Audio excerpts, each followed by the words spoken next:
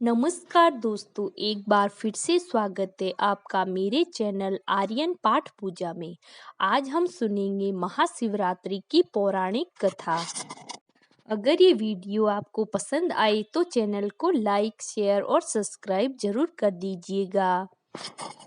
हिंदू पंचांग के अनुसार महाशिवरात्रि का व्रत हर साल फाल्गुन मास के कृष्ण पक्ष की चतुर्दशी तिथि को मनाया जाता है।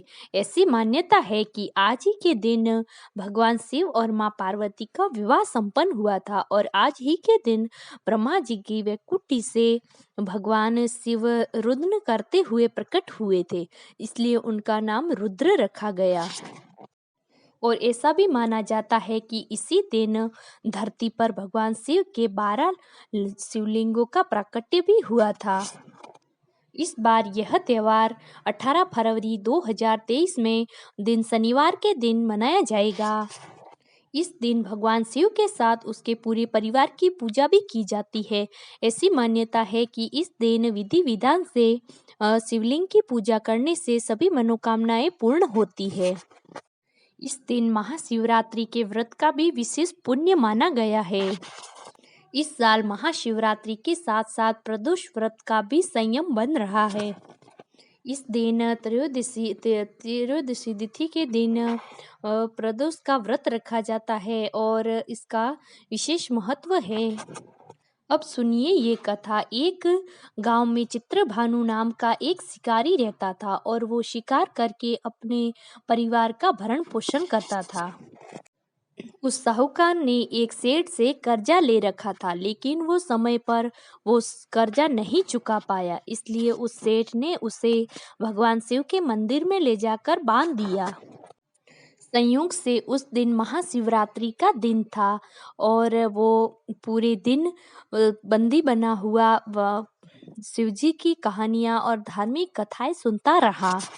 वहीं मठ में बंधे हुए उसने शिवरात्रि की कथा भी सुनी और उसी दिन फिर उस रात को साहूकार ने उसे बुलाया और ऋण चुकाने के बारे में पूछा। तभी उस शिकारी ने कहा कि कल तक मैं सारा ऋण चुका दूंगा। साहूकार ने उसकी बात मान ली और उसे छोड़ दिया।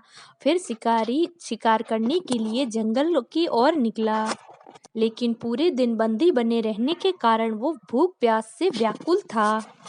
संध्या के समय वो थक कर एक जलाशय के पास बैठ गया और वहां से पानी भर के वो एक पेड़ पर जाके बैठ गया, क्योंकि उसे पूरा भरोसा था कि यहाँ जलाशय के पास अपनी प्यास बुझाने के लिए कोई न कोई जानवर अवश्य आएगा।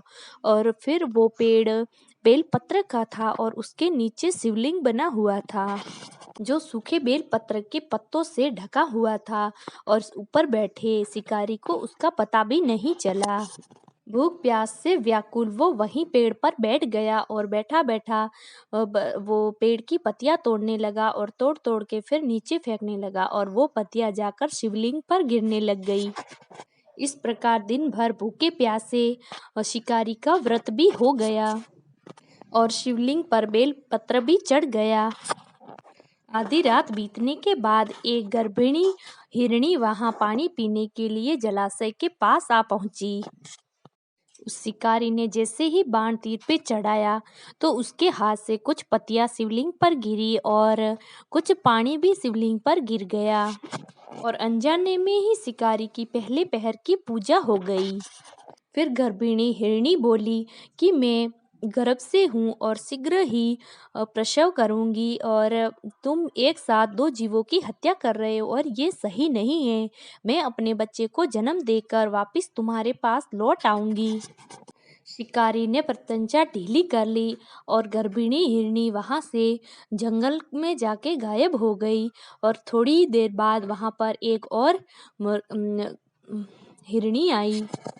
उसको वहां आई हुई देखकर शिकारी की खुशी का ठिकाना नहीं रहा और उसने जैसे ही उसको देखा और धनुष में बाण चढ़ाया, इससे कुछ बेलपत्र के पत्ते भी शिवलिंग पर जाके गिर गए। अनायास ही उसकी दोपहर की पूजा भी हो गई।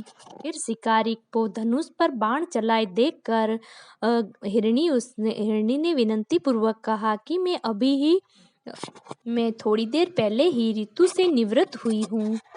कामातुर गृहिणी हूँ और अपने प्रियतम की खोज में भटक रही हूँ। मैं अपने पति से मिलकर शीघ्र ही तुम्हारे पास आऊंगी। शिकारी ने उसको भी जाने दिया। दो शिकारों के खो जाने से शिकारी बहुत दुखी हो गया और रात्रि का तीसरा पहर भी बीत रहा था। तभी वहां पर एक मृगी अपने दो बच्चों को लेकर आई। शिकारी ने फिर से बाण पर तीर चढ़ा दिया। तब वो हिरनी बोली कि मुझे अभी मत मारो, मेरे बच्चों को मैं इनके पिता के हवाले करके आ जाऊं, उसके बाद आप मुझे मार लेना और मैं वापस आ जाऊंगी। तभी शिकारी उसको देखकर हंसने लगा और कहने लगा कि मैं मूर्ख हूँ जो सामने आए शिकार को छोड़ दूंगा। इससे पहले मैं 2 बार शिकार खो चुका हूँ। मेरे बच्चे भूख प्यास से तड़प रहे होंगे। फिर हिरनी कहती है कि जैसे तुम्हें तुम्हारे बच्चों की ममता सता रही है, वैसे ही मुझे इनकी फिक्र है। मैं इनके लिए कह रही हूँ, इनको इनके पिता के हवाले करके तुरंत ही वापस आने की प्रतिज्ञा करती हूँ। हिरनी की बात सुनकर शिकारी को उस पर दया आ गई और उसने उसको भी जाने दिया। शिकार के अभाव में बैठा बैठा पेड़ पर से शिकारी पत्ते तोड़कर नीचे फेंकने लगा और उसकी तीसरे पहर की पूजा भी पूरी हो गई। फिर वो वहां शिकार की खोज में बैठा ही होता है कि तभी वहां पर एक हष्ट-पुष्ट हिरण वहां आके पहुंच जाता है और फिर वो शिकारी सोचता है कि इसका शिकार मैं अवश्य ही करूंगा। तभी वो शिकारी की प्रतीक्षा देखकर शिकारी से बोलता है कि भाई, अगर तूने मेरी 3 हिरनी और छोटे छोटे बच्चों को मार दिया है तो मुझे मारने में विलंब मत करो, ताकि मुझे उनके वियोग में एक क्षण भी जीवन जीना ना पड़े और दुख सहन ना करना पड़े। मैं उन 3 हिरणियों का पति हूँ। अगर तुमने उनको जीवन दान दिया है तो कुछ क्षण के लिए मुझे भी जीवन दान दे। मैं उनसे मिलकर तुम्हारे समक्ष उपस्थित हो जाऊंगा।